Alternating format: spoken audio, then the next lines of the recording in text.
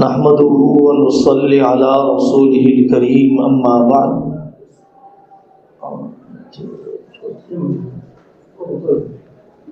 اعوذ بالله من الشيطان الرجيم بسم الله الرحمن الرحيم وضرب الله مثلا للذين آمنوا امرأة فرعون إذ قالت رب ابن لي عندك بيتا في الجنة ونجني من فرعون وعمله ونجني من القوم الظالمين صدق اللہ العظیم۔ قرآن کریم نے مسلمان عورتوں کو ان کی ہمت بڑھانے کے لیے صرف مسلمان عورتوں کو نہیں بلکہ مسلمان مردوں کو بھی مثال دی ہے۔ فرعون کی بیوی حضرت آسیہ رضی اللہ عنہا سے رائل اسٹیٹس شاہی اعزاز کو ٹھکرایا، ہاتھ اور پیر میں کیل ٹھونک دیے گئے، تپتی ریت پہ لٹا دیا گیا اور اللہ کی بندی نے ایمان نہ چھوڑا۔ قرآن کہتا ہے وَضَرَبَ اللَّهُ مَثَلًا لِلَّذِينَ آمَنُوا امْرَأَةَ فِرْعَوْنَ۔ عورتیں روز اول سے اپنے مردوں کے مشن میں نبیوں کی محنت میں شریک رہی۔ علماء نے لکھا ہے کہ بیوی کے لیے دو لفظ آتے ہیں عربی زبان میں، ایک زوجہ کا لفظ آتا ہے، ایک امرأتن کا لفظ آتا ہے۔ وَضَرَبَ اللَّهُ مَثَلًا لِلَّذِينَ كَفَرُوا امْرَأَةَ نُوحٍ وَامْرَأَةَ لُوطٍ، وہاں پر امرأتن کا لفظ استعمال ہوا، اور حضرت رسول اللہ صلی اللہ علیہ وسلم کی بیویوں کے لیے زوجتن کا لفظ استعمال ہوا۔ قُلْ لِأَزْوَاجِكَ وَبَنَاتِكَ وَنِسَاءِ الْمُؤْمِنِينَ۔ راز یہ لکھا ہے کہ زوج اس بیوی کو کہا جاتا ہے جو بیوی شوہر کے ساتھ مزاجی موافقت رکھتی ہو، اس کے فکر میں شریک رہتی ہو، اور امرأتن اس بیوی کو کہا جاتا ہے کہ جو بیوی اور زوجیت میں تو ہو لیکن شوہر کی فکر کے ساتھ یگانت اور یکسانیت نہ رکھتی ہو۔ حضرت نوح، حضرت لوط علیہ السلام کی بیویاں مخبری کرتی تھیں، جاسوسی کرتی تھیں، اور ان نبیوں کے لیے نبیوں کے مشن میں رکاوٹ بنتی تھی، دشمنوں کے ساتھ تھی، نبیوں کے گھر میں رہتے ہوئے۔ قرآن نے کافروں کی مثال ان دو نبیوں کی بیویوں سے دی ہے۔ بہت زیادہ ہم سب کو اپنے آپ کو ٹٹولنے کی ضرورت ہے۔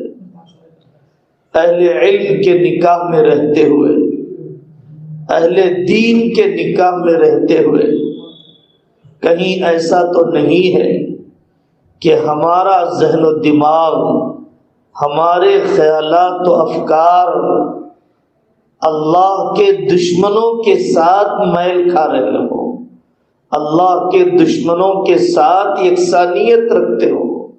ہم سب کو ڈرنا چاہیے۔ کامیاب بیویوں نے حضرت خدیجۃ الکبریٰ رضی اللہ عنہا روز اول سے شریک ہے، وہی مرد حقیقت میں کامیاب ہوا 100%، جس کی بیوی اور بچے نے ساتھ دیا۔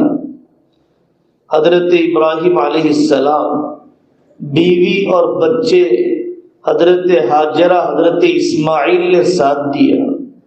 حضرت ابوبکر، حضرت ام رومان اور 2 بیٹیاں اور بیٹے نے ساتھ دیا۔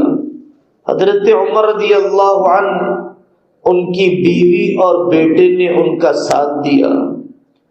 کوئی مرد اپنی تحریک میں کامیاب نہیں ہو سکتا ہے اپنے بیویوں کے تعاون کے بغیر۔ بہت بڑا کام آپ کر رہے ہیں، شوہروں کی تسکین کا ذریعہ، راحت پہنچانے کا ذریعہ، ذہنی یکسوئی، نفسیاتی سکون پہنچانے کا ذریعہ آپ اپنے مردوں کے لیے بنے ہیں۔ اس بہترین مدرسے میں اولاد کی تربیت کا معاملہ اللہ تعالیٰ نے آپ کے لیے بہت آسان کر دیا۔ آپ یورپ میں رہنے والی عورتوں سے پوچھئے، گلف میں رہنے والے خاندانوں سے پوچھئے، بہت دور کے انٹیریئر دیہاتوں میں رہنے والے لوگوں سے پوچھئے، کیسے تڑپ جاتے ہیں اچھے مدرسے کو تلاش کرنے کے لیے، اچھے اسکول تک پہنچنے کے لیے، اہل حق علماء کی صحبت میں بیٹھنے کے لیے، صبح سے شام تک دینی ماحول کو اپنے سر کی آنکھوں سے دیکھنے کے لیے۔ تو 2 کام تو آپ بحسن و خوبی نبھا رہے ہیں، شوہروں کی خدمت اور اولاد کی تربیت۔ لیکن جو عام بہنوں کے لیے، عام عورتوں کے لیے جو بستیوں میں رہتی ہیں، خاندانوں کے درمیان رہتی ہیں، اپنی ساس، اپنے سسر اور جوائنٹ فیملیوں میں رہتی ہیں، ان کے مقابلے میں آپ کے پاس 1000 درجے موافق حالات ہیں، 1000 درجے فارغ اوقات ہیں۔ یہ فارغ اوقات اور موافق حالات کی بہت بڑی نعمت کی قدر ہونی چاہیے۔ ہم نے دسیوں عورتوں کے آنسو دیکھے ہیں، عالمہ بن چکی، شوہر بدتمیز ہے، حافظہ بن چکی، سسرالی زندگی کا دباؤ ہے، کہیں اجتماع میں جانا چاہتی ہے، قریب کے محلے میں انتظام نہیں ہے، وہ بیچاری سجدوں میں تڑپتی ہے، مردوں کا دل جیتنے کے لیے منتیں مانگتی ہے، لیکن اس کے باوجود اسے اب تک موقع نہیں ملا اپنی دینی ترقی کا۔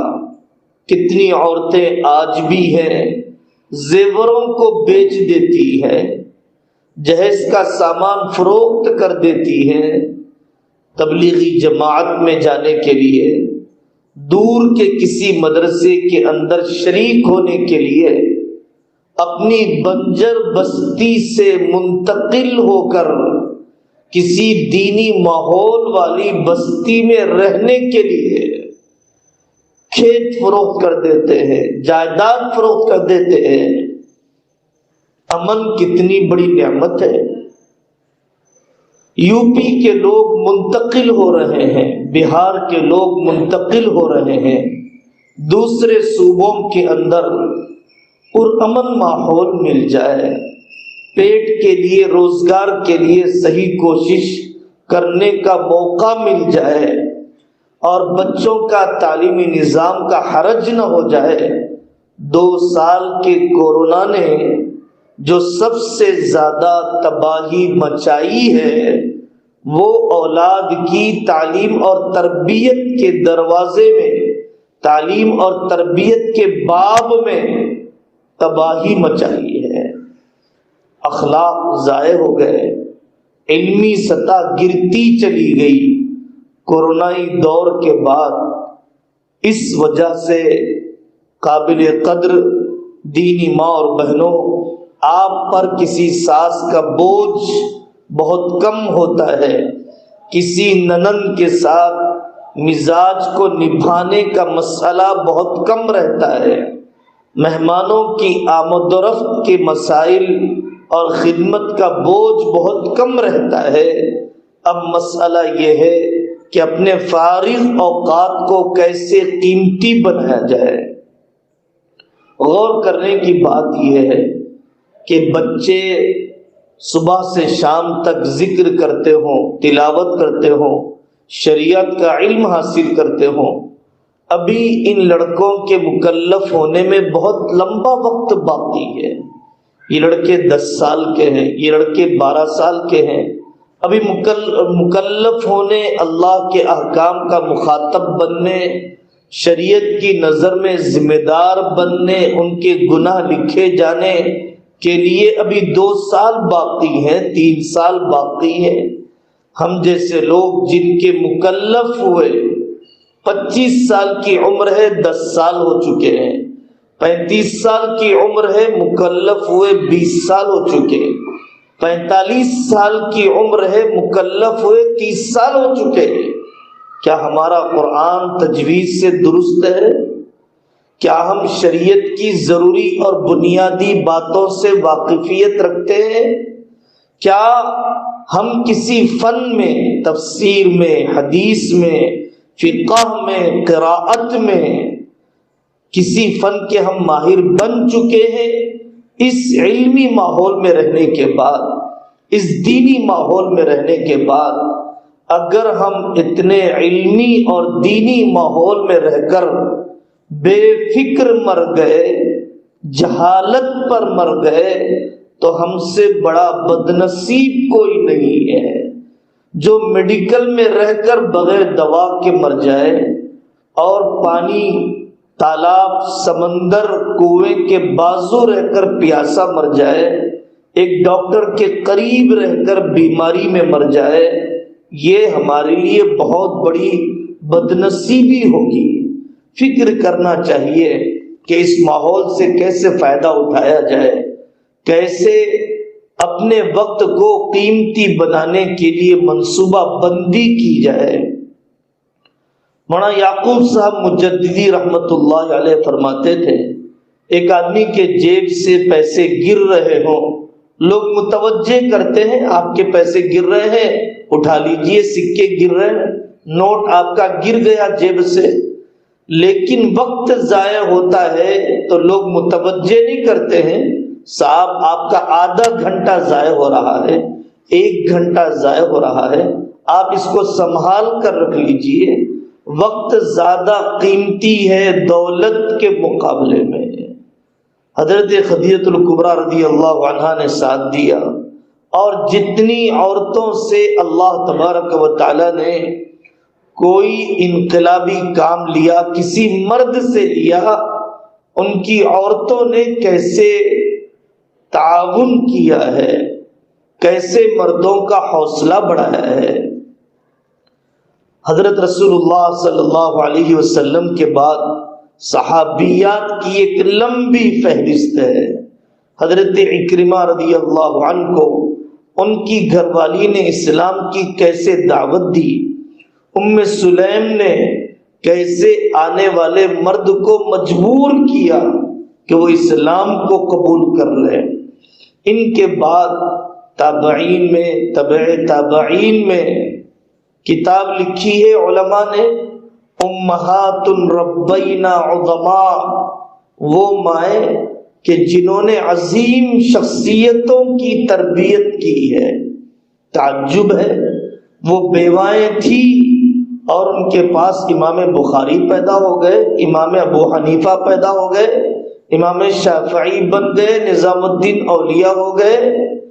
عجیب بات ہے کہ وہ بچے یتیم تھے، ان کا باپ زمین پر باقی نہیں رہا اور وہ امام مالک بن گئے، اور وہ امام احمد بن حنبل بن گئے، اور وہ آگے چل کر پوری دنیا کے اندر اپنی خدمات کے اثرات چھوڑنے والے بن گئے، ایسی زبردست بے سر و سامانی میں پرورش پانے کے باوجود تاریخ میں واقعات ہیں، معذوروں کے کارنامے، معذوروں کے کارنامے، بچہ ذہنی اعتبار سے معذور، بچہ آنکھ کے اعتبار سے معذور، بچہ ہاتھ پیر کے اعتبار سے معذور، لیکن ان کی ماؤں نے حوصلہ بڑھایا، معذوری کو مجبوری نہیں بنایا۔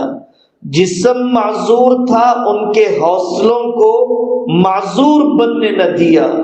ان کے ہاتھ پیر تو جسم کے نہیں تھے، لیکن حوصلوں کے ہاتھ پیر ان کے بہت مضبوط تھے۔ ان معذوروں کی ماؤں نے دنیا کے عجوبے تیار کر دیے، فاقوں میں تربیت کی، فاقوں میں ساتھ دیا۔ ماں الیاس صاحب رحمۃ اللہ علیہ کا مشہور واقعہ، بیوی نے زیور دے دیے، بیچ دیجئے، آپ اپنے کام میں استعمال کیجئے، لیکن مجھے نکاح سے مت نکالیے۔ سید احمد شہید رحمۃ اللہ علیہ کی والدہ کا واقعہ، دنگا ہو گیا۔ ان کی والدہ نے کہا، بیٹا مظلوم مسلمان کی مدد کرنا تمہارے سینے پر گولی لگے برداشت ہے، تمہاری پیٹھ پر نہیں لگنی چاہیے۔ حضرت خنسہ رضی اللہ عنہا اپنے بچوں کو ابھار رہی ہے، اور اسی طریقے سے حضرت مولانا محمد منظور صاحب نعمانی رحمت اللہ علیہ الفرقان نامی رسالہ نکالنے کے لیے پیسے ختم ہو گئے، البعث الاسلامی چھاپنے کے لیے محمد الحسنی رحمت اللہ علیہ کے پاس روپیے نہیں تھے۔ ان کی بیوی نے زیور پیش کیا۔ زیور بڑی اہمیت رکھتا ہے عورتوں کے پاس، اگر ان عورتوں کی قربانیاں نہ ہوتی، اسباب کے درجے میں یہ علماء وہ کام کر نہیں پاتے جو انہوں نے کیا۔ ابوالکلام آزاد رحمت اللہ علیہ، ان کی بیوی تھی تاج دلہن رحمت اللہ علیہا، یہ جیلوں پر جیل، ملک کی آزادی کے لیے محنت، اور آخری سانس تک گھر والی دروازے کی طرف نگاہ باندھ کر دیکھتی رہی کہ شاید میرے شوہر آئیں گے، شاید میرے شوہر آئیں گے۔ آخری دیدار و ملاقات بھی نصیب نہیں ہوئی۔ ہمارے علاقے کے بزرگ تھے حمید الدین عاقل صاحب رحمت اللہ علیہ، ایمرجنسی کا دور، اندرا گاندھی کے نسبندی کا زمانہ، یہ چوراہوں پر اندرا گاندھی کے خلاف تقریر کرتے، سلاخوں کے پیچھے ڈال دیا گیا۔ حضرت مولانا حمید الدین عاقل صاحب رحمت اللہ علیہ کی اہلیہ کی طبیعت ناساز تھی۔ انہوں نے کہا کہ ہمارے آخری دن محسوس ہو رہے ہیں، آپ چھوڑ کر ایسے ہی چلے جائیں گے۔ مولانا عاقل صاحب رحمت اللہ علیہ نے ایک شعر کہا تھا، اگر مولا کی مرضی یہی ہے تو میری مرضی بھی یہی ہے۔ بالآخر وہ جیل میں گئے، یہاں بیوی کا جنازہ اٹھا۔ حضرت مولانا زکریا صاحب رحمت اللہ علیہ کی کتنی بیویوں کا انتقال ہوا۔ علامہ شبلی نعمانی رحمت اللہ علیہ، حسین احمد مدنی رحمت اللہ علیہ کے گھر کے اندر عورتوں کے جنازے اٹھے ہیں، لیکن ان کی عزیمت اور قربانی کے ساتھ عورتوں کی وفاداری۔ حضرت مولانا یوسف صاحب رحمت اللہ علیہ، بیوی کی طبیعت ناساز اور ان پر دعوت و تبلیغ کا غلبہ، مولانا منظور نعمانی رحمت اللہ علیہ کو پتہ چلا۔ مولانا منظور نعمانی رحمت اللہ علیہ نے اپنی بیوی کے ذریعے سے معلوم کیا کہ مولانا یوسف صاحب رحمت اللہ علیہ اپنی گھر والی کے پاس آتے ہیں یا نہیں آتے ہیں، وہ تو بہت دن سے بیمار پڑی ہے۔ مولانا منظور نعمانی بڑے تھے، انہوں نے مولانا یوسف صاحب کو ڈانٹا اور یہ کہا کہ آپ گھر والی کے پاس کیوں نہیں جاتے ہیں، ایک دیوار ہی تو ہے، خیال رکھا کیجئے۔ انہوں نے کوئی جواب نہیں دیا۔ بیوی کو پتا چلا تو بیوی نے کہا کہ انہیں تو اپنا ہوش نہیں ہے، وہ میرا کیا خیال رکھیں گے، آپ ان کو مت ڈانٹیے، آپ ان سے کچھ مت کہیے، وہ جو کام کر رہے ہیں ان کو وہی کام کرنے دیجئے۔ بیویوں نے سخت بیماریوں کے اندر اپنے چونچلوں کو قربان کیا، ضرورتوں کو قربان کیا، دوسری عورتوں کے ساتھ اپنے معیار زندگی میں موازنہ نہیں کیا۔ ہاں، یہ بڑا اہم پہلو ہے علماء کی بیویوں کے لیے، انبیاء کے وارثوں کی بیویوں کے لیے۔ ان کنتن تردن الحیات الدنیا وزینتها فتعالین امتعکن واسرحکن سراحا جمیلا۔ اے نبی کی بیویوں، تم مدینہ پاک میں خیبر کے فتح ہونے کے بعد سب کا معیار زندگی بڑھ گیا، کھانے رہنے اور پہننے کا لباس کا معیار بڑھ گیا۔ اگر تم بھی معیار زندگی چاہتی ہو، آؤ تمہیں نبی کے نکاح سے نکال دیا جائے گا، کسی اور مرد سے نکاح کروا دیا جائے گا۔ اگر نبی کے ساتھ تمہیں رہنا ہے اور جنت میں حضرت محمد صلی اللہ علیہ وسلم کی بیوی بنا کر اٹھایا جانا ہے، تو پھر تمہاری ضرورتیں تو پوری ہوں گی، لیکن معیار زندگی اور خواہشات کے لیے تم دوسری عورتوں سے موازنہ اور کمپیئر کرنے کی اجازت نہیں دی جائے گی۔ علامہ اقبال رحمۃ اللہ علیہ کی والدہ نے زیور بیچ دیے اپنے شوہر کی کمائی پر پورا اطمینان نہ ہونے کی وجہ سے کہ میں بکری خریدوں گی، اس کا دودھ پیوں گی اور وہی بچے کو پلاؤں گی تاکہ حرام لقمے کا اثر میری نسل کے اندر پیدا نہ ہو جائے۔ ایتام غیروا مجرى التاریخ، امہات ربینا عظماء، یہ سب کتابیں جو ہمیں بتلاتی ہے کہ عظیم ماؤں نے باوجود بے سر و سامانی کے کتنا بڑا کام کیا ہے۔ دیکھیے، بے فکری موت ہے، بے حسی سے موت بہتر ہے، وقت ضائع کرنا خودکشی سے بدتر ہے۔ خودکشی کر لینے سے آدمی کے حساب کتاب کا کھاتا تو ختم ہو جاتا ہے، لیکن وقت ضائع کرنے سے زندہ رہ کر گناہ کا کھاتا چلتے رہتا ہے۔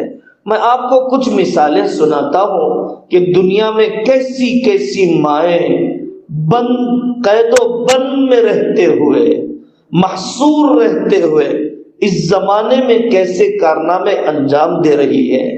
فلسطین کا علاقہ ہے، غزہ کا علاقہ ہے، آپ معلوم کیجئے 60-70 سال سے میزائلوں کی بارش، بموں کی بارش، شہیدوں کی لاشیں، بیواؤں کی بڑھتی تعداد، یتیم ہی یتیم، ایسے لوگ جن کو ساری دنیا سے کاٹ دیا گیا۔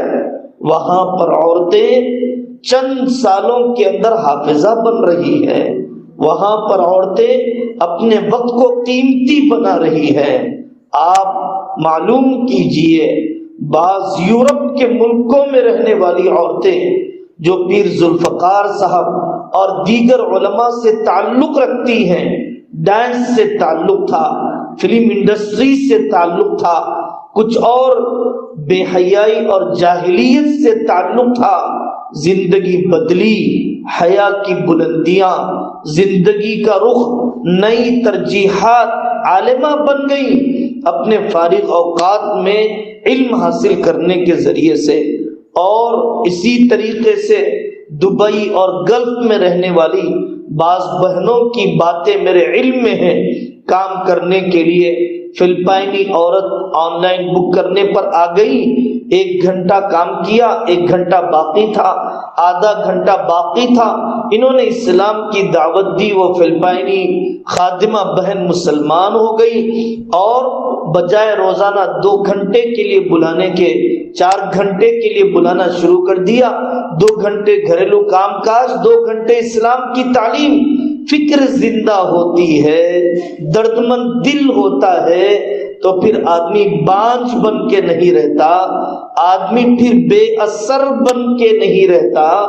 اور اس قسم کے واقعات دیہات کی عورتوں میں، انٹیریئر علاقے میں رہنے والی ماؤں کو میں جانتا ہوں، ایسے دیہاتوں کو جو بیچاریاں اپنی بیٹیوں کو 300 کلومیٹر، 250 کلومیٹر فاصلہ طے کر کے آتی ہیں، 600 کلومیٹر فاصلہ طے کر کے آتی ہیں اپنی لڑکیوں کو مناسب باپردہ مدرسے میں داخلہ کرانے کے لیے۔ لندن کی کتنی لڑکیاں، امریکہ کی کتنی لڑکیاں آپ کے سملک کے مدرسے میں پڑھتی ہیں اور دوسرے مدرسوں میں پڑھتی ہیں۔ بتائیے ان لوگوں کو وہاں کی پرتعیش اور پر راحت زندگی چھوڑنے کی کیا ضرورت تھی؟ علم کی طلب نے، خدمت دین کے جذبے نے ان کو یہاں تک پہنچایا۔ ہمیں طالب دنیا سے عبرت لینا چاہیے، طالب دین کو طالب دنیا سے عبرت لینا چاہیے۔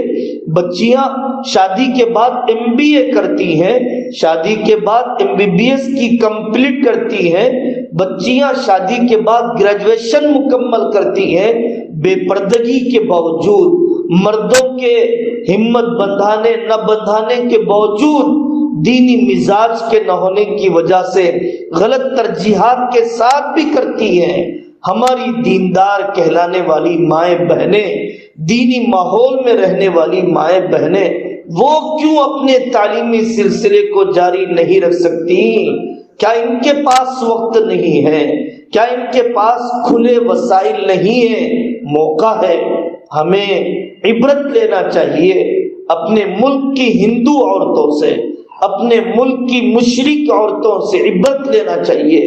اور واقعی مجھے اپنی ذات میں بہت شرم آتی ہے جب میں اپنے محلے میں دیکھتا ہوں دسہرے کے موقع پر، نیو ایئر کے موقع پر، دیوالی کے موقع پر اور بونال گنیش کے تہوار کے موقع پر، ہر تھوڑے دن میں آنے والا مذہبی تہوار، عورتیں سجتی ہیں، نیا جوڑا پہنتی ہیں، فجر سے پہلے غسل کرتی ہیں، بھیگے بالوں کے ساتھ نکلتی ہیں، ننگے پیر ہلدی مل کر نکلتی ہیں، جو پتا کہا گیا وہ پتا لے کر آتی ہیں، جو پیتل کا برتن کہا گیا وہ پیتل کا برتن لے کر آتی ہیں، کنویں اور نل کا پانی کہا گیا نل کا پانی لے کر آتی ہے، اور وہ پوجا پاٹ کرتی ہیں، اپنا صحن دھوتی ہیں۔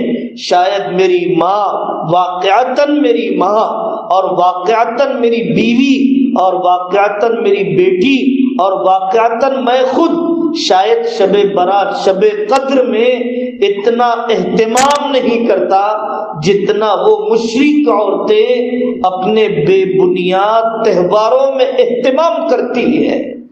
اس ملک کے اندر 700 سال مسلم حکومت رہنے کے باوجود ہندوازم کے اس ملک میں باقی رہنے کی وجہ ان کی عورتوں کی دینی پختگی ہے، اور یہاں ہم لوگوں کے کئی سو سال سے اسلام پر رہنے کے باوجود آج ہماری بیٹیاں مرتد ہو رہی ہیں، آج ہمارے بیٹے مرتد ہو رہے ہیں، اور غیر مسلم لڑکے اور لڑکیوں سے نکاح کرنے کے واقعات عام ہوتے جا رہے ہیں۔ اس کے بہت سارے اسباب کے ساتھ ایک بڑا سبب ہماری عورتوں کا دینی اعتبار سے ناپختہ فکر ہونا، کچا ہونا، اور دینی اعتبار سے اپنے بچوں کی جیسی ذہن سازی کرنا چاہیے ویسی ذہن سازی نہ کرنا اس کی بڑی وجہ ہے۔ آپ عبرت لیجئے، عیسائی عورتوں سے عبرت لیجئے۔ افریقہ میں رہنے والی کئی ایسی نن عورتیں آپ کو ملیں گی۔ میں اپنے حیدرآباد میں اپنی آنکھوں سے دیکھا ہوں، جو چرچ ہوتے ہیں اور اس چرچ کے بازو اسکول اور اس چرچ کے بازو ہاسپٹل اور اس ہاسپٹل اور اسکول میں کام کرنے والی عورتیں جس جی جان سے بچوں کو پڑھاتی ہیں اور جس جی جان سے پیشنٹ کی خدمت کرتی ہے، سارے کارپوریٹ ادارے فیل ہیں ان عورتوں کے اس داعیانہ جذبے کے مقابلے میں، ان عورتوں کے عیسائی جذبے کے مقابلے میں۔ نن کسے کہا جاتا ہے؟ جس نے نکاح کی زندگی کو ٹھکرانا طے کر لیا، جس نے اپنے بچے بچیوں کے جذبات، ماں بننے کے جذبے کو دفن کر دیا اپنے مردہ مذہب کو زندہ کرنے کے لیے، افریقہ کے جنگلوں میں رہنے کے لیے تیار، اڑیسہ نیپال کے پہاڑوں میں جانے کے لیے تیار، امریکن پاسپورٹ رکھنے کے باوجود آندھرا کے چھوٹے ساحلی گاؤں میں ایک دیہاتی سے نکاح کر کے اس کی نسلوں کو عیسائی بنانے کے لیے تیار، اور ہم اسلام کے جیسے داعی بننا چاہیے ویسا ہم داعی نہیں بن رہے ہیں۔ چوتھے نمبر پر عبرت لیجیے آپ آر ایس ایس کی عورتوں سے، آر ایس ایس کی وہ پنڈت عورتوں سے کہ جو عورتیں پوری جرأت کے ساتھ آج اسلام پر اعتراض کر رہی ہیں اور مسلمانوں کے خلاف نوجوانوں کو ورغلا رہی ہیں۔ ہم اپنے چولہے چکی سے باہر نہ نکل سکے، اگر ہم اپنے گھریلو ضروریات سے باہر نکل نہ سکے، وہ باطل رہ کر محنت کر رہا ہے اور حق پر رہ کر ہم محنت نہ کریں تو اہل باطل دنیا دار الاسباب ہے، جو جتنا کرے گا وہ اتنا نتیجے کو پائے گا۔ ہم کام کر سکتے ہیں، ہم آف لائن پڑھ سکتے ہیں، اپنے مردوں سے ہم نحو سیکھیں، صرف سیکھیں، عالم کورس مکمل کریں۔ ایک اتنا زبردست صلاحیت کا بیٹا ہے میرا، زبردست صلاحیت کے شوہر ہیں میرے فن قرات میں کیا علم حاصل نہیں کر سکتی؟ کیا علم ذریعے معاش کے لیے ہے؟ نہیں، علم تو اللہ کی مرضیات کو جاننے کے لیے ہے، اللہ کی چاہت کو پانے کے لیے ہے، دین کی خدمت کرنے کے لیے ہے۔ ہم اپنے شوہروں سے فائدہ اٹھائیں، ہم اپنے بچوں سے فائدہ اٹھائیں۔ ہمارے پاس ایک مرتبہ ایسا ہوا کہ بیٹا مفتی کورس سے فارغ ہوا اور ماں پڑوس کے مدرسے میں عالم بن رہی تھی۔ ایسا ہوا کہ ساس بھی پڑھنے کے لیے آتی ہے، بہو بھی پڑھنے کے لیے آتی ہے، اور اکیلے میں ساس چھپ کر کہتی ہے کہ استانی ماں آپ مجھے اکیلے پڑھائیے، بہو کے سامنے پڑھائیں گے تو مجھے شرم آئے گی۔ لیکن اس بہن نے پڑھنا نہیں چھوڑا ہے۔ میرے محلے کے اندر 25-30 عورتیں پڑھنے کے لیے آتی ہیں، ایک بہن نے محلہ بدل دیا قرآن سیکھنے کے لیے۔ 60 سال کی عمر میں قرآن سیکھ رہی ہے، 50 سال کی عمر میں قرآن سیکھ رہی ہے۔ ایک دن جمعہ میں اچانک اٹھ کے بیٹھ گئی اور مدرسہ جانے میں دیری ہو رہی ہے۔ بیٹے نے بتلایا کہ امی جی آج جمعہ کا دن ہے، آپ آرام کر لیجئے۔ ایسا غم مجاہدہ تو کرنا ہی ہے، بچوں کے ستانے میں، بچوں کے اٹھانے میں، بچوں کی پرورش میں اگر اختیاری مجاہدہ کریں گے اللہ اضطراری مجاہدے سے بچا دیں گے۔ یہ حدیث پاک کا خلاصہ ہے کہ جب بندہ اختیاری مجاہدہ کر لیتا ہے تو اللہ اسے اختیاری مجاہدہ کرنے کے بعد اضطراری مجاہدے سے بچا دیتے ہیں۔ مکاتب قائم کیے جائیں، بالغات کے مکاتب قائم کیے جائیں۔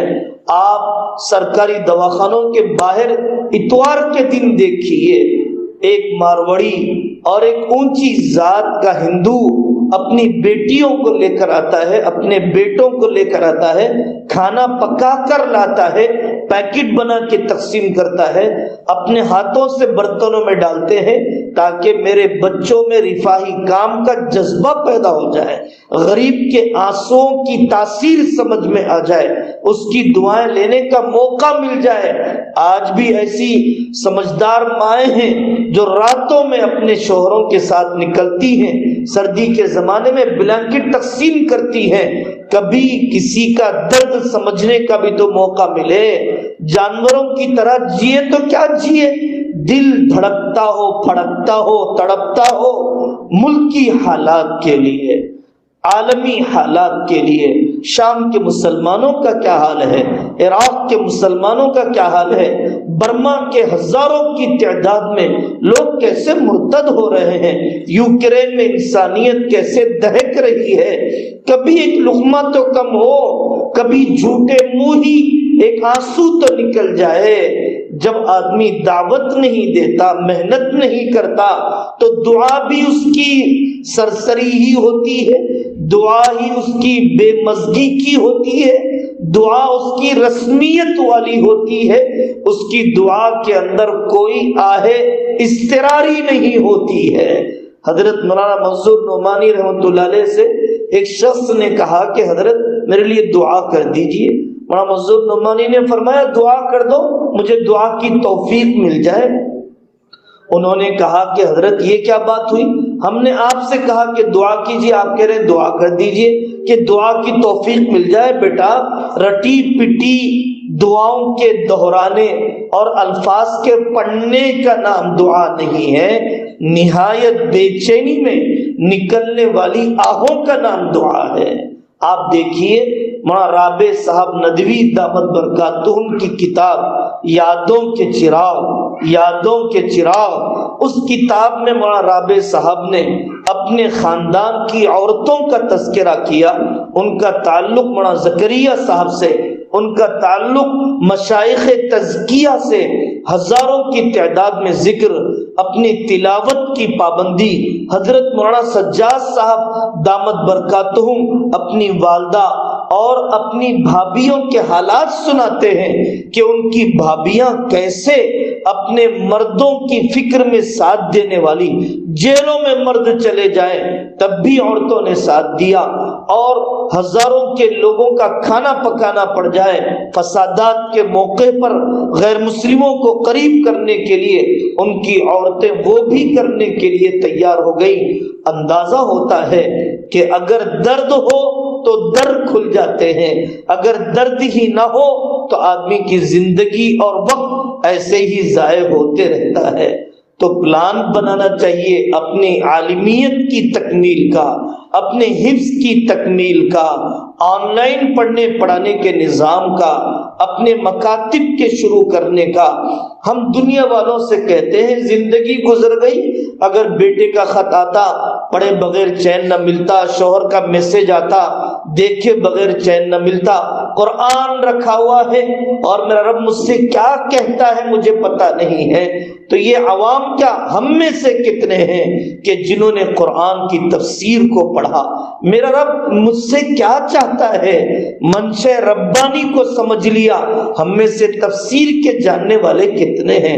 دنیا کو اعتراض ہے 3 طلاق نے عورتوں پر ظلم کیا، پردے نے عورتوں کو مقید کر دیا، اور جہاد و قتال نے دوسری قوموں پر ظلم کر دیا، اور پتہ نہیں کیا کیا اعتراضات ہیں۔ یہ تو دشمن کو ہے، کیا ہم جواب دینے کے قابل ہیں؟